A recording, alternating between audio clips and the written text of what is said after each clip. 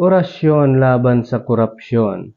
O bansang Pilipinas ang pondo permitig lilimas, ultimo pondo sa flood control hinarabas, kaya pag minauran ang baha dai naguhubas, kaya dai nagaasenso ang Pilipinas, simbag. Maherak man kamo sa mga tawo, grabe na ngani ang pagtios, ang mga proyekto dai patigaayos. Flood control na proyekto halos day mapakinabangan, tasupirak binaranga-banga kang mga gahaman. Mga tios imbes na tabangan, sinda ang nadidipisilan, habang su iba nagpapayaman, nahali sa kaban ng bayan. Simbag, maherak man kamo sa mga tawo, grabe na ngani ang pagtios, ang mga proyekto dai patigaayos.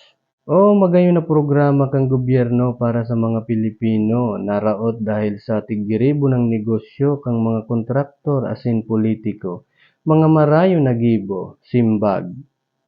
Mahirap man tabi kamo sa mga tawo, grabe na ngani ang pagtios, ang mga proyekto dai patigaayos.